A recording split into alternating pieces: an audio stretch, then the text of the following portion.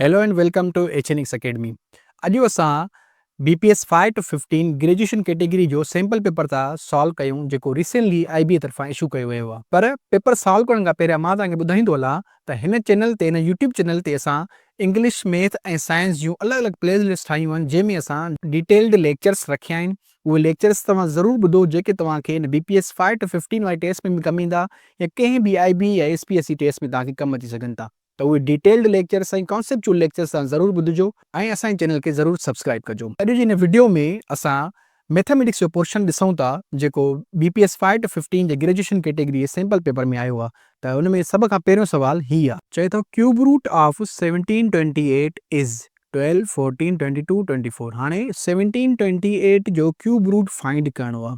सभ खां पहिरियों ॾिसूं था त क्यूब रूट खे लिखिबो कीअं आहे। क्यूब रूट खे हीअं लिखिबो आहे 1728। हाणे हीअं लिखिबो आहे क्यूब रूट खे। सभ खां पहिरियों ॾिसूं था त हिन में हीउ जेको 3 आहे इन पोज़ीशन खे या रूट में इन जॻह खे चइबो आहे इंडेक्स ऐं हीउ जेको अंदरि रूट में अंदरि लिखियलु आहे इन खे चइबो आहे रेडिकेंड। ओके, इहे ॿ नाला यादि कजो, हिन खे चइबो आहे इंडेक्स, हिन खे चइबो आहे रेडिकेंड।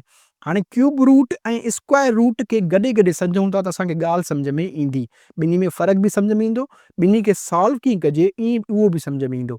हाणे ॾिसो स्क्वायर रूट जो मां एग्ज़ाम्पल थो लिखां, हीअं 16 लिखियो आहे, अंडर रूट 16 लिखियो आहे। हाणे हिन में ॾिसो हिन इंडेक्स वारी जॻह ते कुझु बि न आहे त इहो असां अंडरस्टूड हूंदो आहे त हिते 2 आहे, हिते कुझु बि न हुजे त सम्झी वेंदासीं हिते 2 आहे। जॾहिं बि इंडेक्स 2 हूंदी आहे उन खे चइबो आहे स्क्वायर रूट ऐं हीअं 3 हुजे त इन खे चइबो आहे क्यूब रूट। हाणे स्क्वायर रूट खे कीअं सॉल्व कजे, 16 जा पेयर्स लिखो 4 into 4। हाणे जॾहिं त इंडेक्स 2 आहे त जेको नंबर 2 दफ़ा ईंदो ॿिनि जो पेयर ठहंदो उन मां हिकिड़ो असां ॿाहिरि कढंदासीं। हाणे क्यूब रूट में छा कंदासीं, एग्ज़ाम्पल था लिखूं, क्यूब रूट ऑफ 27 थो लिखां मां। हाणे जॾहिं त ही इंडेक्स 3 आहे त जेको नंबर हाणे 3 दफ़ा हूंदो उन खे असां ॿाहिरि कढंदासीं। मिसाल जी ॻाल्हि 27 जा मां फैक्टर्स लिखां 3 into 3 into 3 ऐं ही 3 साॻो ई इंडेक्स साॻी लिखां। हाणे जॾहिं त इंडेक्स 3 आहे त जेको नंबर 3 दफ़ा हूंदो उन खे मां ॿाहिरि कढंदुमि, उन मां हिकिड़ो मां ॿाहिरि कढंदुमि, ही बराबरि थींदो 3 जे। माना 16 जो स्क्वायर रूट 4 जे बराबरि थियो, 27 जो क्यूब रूट 3 जे बराबरि थियो। त ॾिसो फ़र्क़ु छा आहे ॿिन्ही में, स्क्वायर रूट में ॿिनि जो पेयर ठाहियमि ऐं क्यूब रूट में 3 जो सेट ठाहियमि। हाणे इहा पॉइंट यादि रखो, इन पॉइंट खे असां इस्तेमालु था कयूं पंहिंजे हिन न्यूमेरिकल में। असांखे गिवन आहे क्यूब रूट ऑफ 1728, जेको बि नंबर मिलियल हुजे सभ खां पहिरियां हुन जा फैक्टर्स लिखंदा कयो। हाणे 1728 जा फैक्टर्स अगरि डायरेक्ट तव्हांखे ख़बर न आहिनि त तव्हां हीअं कढी सघो था हुन जा फैक्टर्स। ॿिनि जो खोड़ो हणो, ॿिनि जो खोड़ो लॻे थो त ॿिनि जो लॻे थो, हिन ते लॻंदो 8 6 4, 864 दफ़ा लॻो, वरी ॿिनि जो लॻंदो 432 दफ़ा, वरी ॿिनि जो लॻंदो 216 दफ़ा, वरी ॿिनि जो लॻंदो 108 दफ़ा, वरी ॿिनि जो लॻंदो 54 दफ़ा, वरी ॿिनि जो लॻंदो 27 दफ़ा। हाणे ॿिनि जो नथो लॻे, हाणे वरी 3 जो लॻे थो 27 ते 9 दफ़ा, वरी 9 ते 3 दफ़ा, वरी 3 ते 1 दफ़ो। हाणे ॾिसो ही सभु जेके मिलिया असांखे इहे 1728 जा फैक्टर्स आहिनि। हाणे ही जेको असांखे रूट मिलियल हो, रूट 1728, इन में रूट में 1728 जे बदिरां हुन जा फैक्टर्स लिखो। कीअं लिखंदासीं, 2 into 2 into 2 into 2 into 2 into 2, 6 दफ़ा 2 आहे, वरी 3 दफ़ा 3 आहे, 3 into 3 into 3। हाणे जॾहिं त इंडेक्स 3 आहे त जेको नंबर 3 जो सेट ठहंदो जंहिं नंबर जो उन खे असां ॿाहिरि कढंदासीं। 3 जा सेट ठाहियो पहिरियां, ही 2 जो 3 जो सेट ठहियो, वरी 2 जो ॿीहर 3 जो सेट ठहियो, वरी 3 जो 3 जो सेट ठहियो।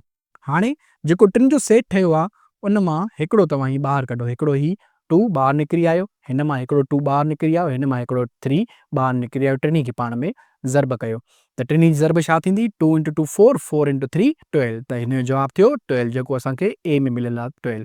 त हाणे ॾिसो असां कॉन्सेप्चुअली सम्झोसीं ऐं तरीक़े सां सम्झोसीं, काई बि शॉर्टकट असां यूज़ न कईसीं। जॾहिं बि तव्हां शॉर्टकट्स यूज़ कंदा आहियो त शॉर्टकट्स जूं लिमिटेशन्स हूंदियूं आहिनि, उहे सर्टेन नंबर्स ते अप्लाई थींदियूं आहिनि। ज़रूरी न आहे त उहे शॉर्टकट्स हर मेथड या हर नंबर या हर तरीक़े सां अप्लाई थियनि।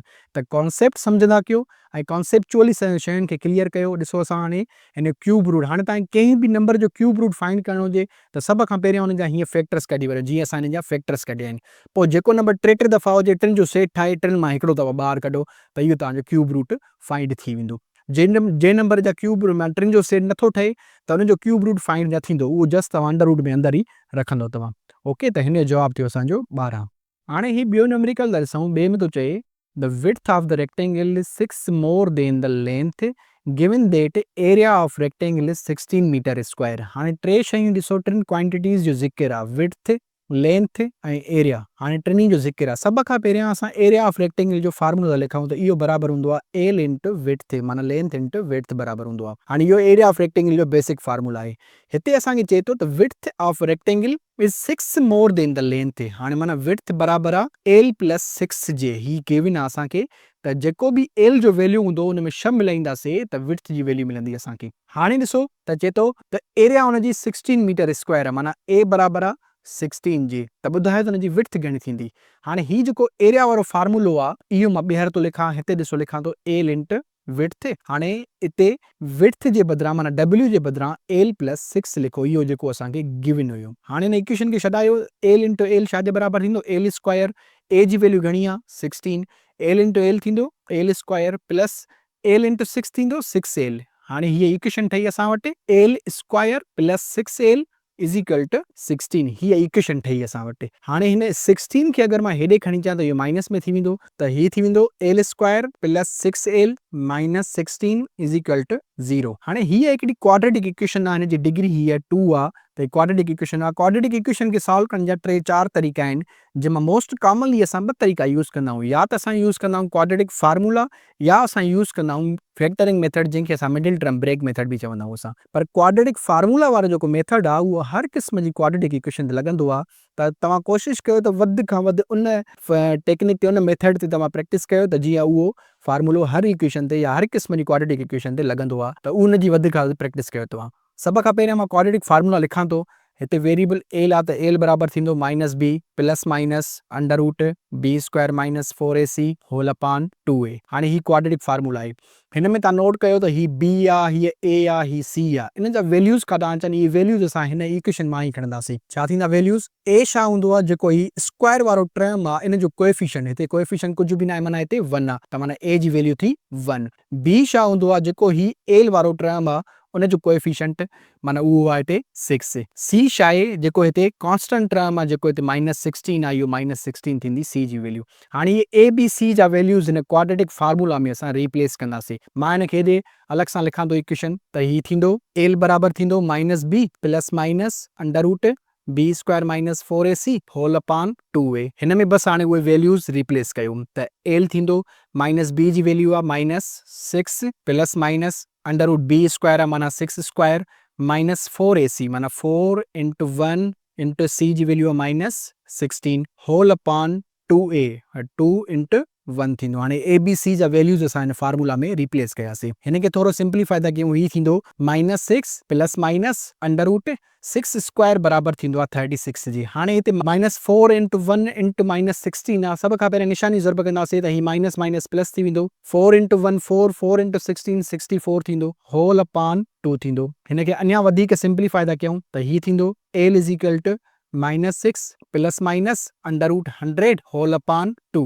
अञा थोरो सिंप्लीफाई कयूंसि, ही थींदो minus 6 plus minus under root 100 बराबरि हूंदो आहे 10 जे अपॉन 2 थींदो। हाणे एल बराबरि थींदो, हाणे हिते वधीक सिंप्लीफाई नथो थिए, बसि हाणे इहे प्लस माइनस सॉल्व कंदासीं। प्लस माइनस खे कीअं सॉल्व कंदासीं, हिते हिन इक्वेशन खे ॿिनि हिस्सनि में विराईंदासीं, माना ॿिनि पार्ट्स में विराईंदासीं। हिकिड़ी इक्वेशन में खणंदासीं असां प्लस, ॿी इक्वेशन में खणंदासीं माइनस। ॾिसो कीअं था लिखूं, L is equal to minus 6 plus 10 whole upon 2, ऐं ॿी साॻी इक्वेशन में असां माइनस खणंदासीं, L is equal minus 6 minus 10 whole upon 2।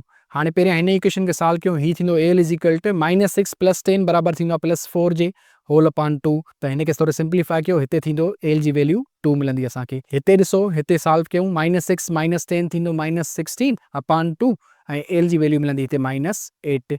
हाणे हिते गौर कयोसीं त ही लेंथ जी वैल्यू आहे, हीअ मिली आहे असांखे पॉज़िटिव में, हीअ मिली आहे असांखे नेगेटिव में।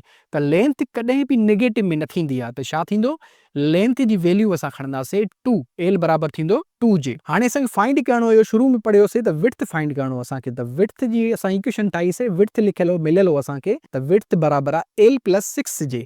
त हाणे एल जी वैल्यू 2 खई आहे, 2 प्लस 6 थींदो 8 त ये विड्थ जी वैल्यू मिली वई असांखे 8। हाणे हिन में असांखे 8 असांखे गिवन हुयो, 8 असांखे सी ऑप्शन गिवन आहे, त ही सी ऑप्शन हिन जो करेक्ट ऑप्शन थींदो। त विड्थ जी वैल्यू मिली सी 8। Thank you for watching. इहो हुयो असांजो लेक्चर अॼोको, जंहिंमें असां IB जो सैम्पल पेपर खे असां सॉल्व कयोसीं मैथमेटिक्स पोर्शन खे। थोरो लेक्चर असांजो लेंदी थी वियो आहे। लेंदी इन करे थियो आहे त असांजो जेको तरीक़ा सिखियासीं उहो प्रॉपरली असां कॉन्सेप्चुअली सिखियासीं। काई बि असां शॉर्टकट मेथड या शॉर्टकट तरीक़ो असां कोन सिखियोसीं। त तव्हां बि कोशिशि कयो त शयुनि खे या कॉन्सेप्ट्स खे तव्हां फार्मूलाज़ जी मदद सां या प्रॉपर टेक्निक्स प्रॉपर मेथड्स जी मदद सां सॉल्व कंदा कयो। कॾहिं बि शॉर्टकट जे पोयां न वञो। त शॉर्टकट्स जेके आहिनि, शॉर्टकट्स जूं लिमिटेशन्स हूंदियूं आहिनि। कंहिं न्यूमेरिकल ते अप्लाई थींदियूं आहिनि, कंहिं न्यूमेरिकल ते अप्लाई न थींदियूं आहिनि। पर कॉन्सेप्ट जेको उहो आहे या प्रॉपर फार्मूलो जेको आहे उहो हर क़िस्म जी इक्वेशन ते या हर क़िस्म जी मेथड ते अप्लाई थींदो आहे। त कोशिशि कयो पंहिंजा कॉन्सेप्ट्स क्लियर कयो, पंहिंजा मेथड्स क्लियर कयो, त जीअं शयूं तव्हांखे वधीक क्लियरली सम्झ में अचनि। त अगरि तव्हांखे वीडियो सम्झ में आई आहे, वीडियो पसंदि आई आहे, त असांजे चैनल खे ज़रूरु सब्सक्राइब कजो ऐं शेयर कजो पंहिंजे दोस्तनि सां।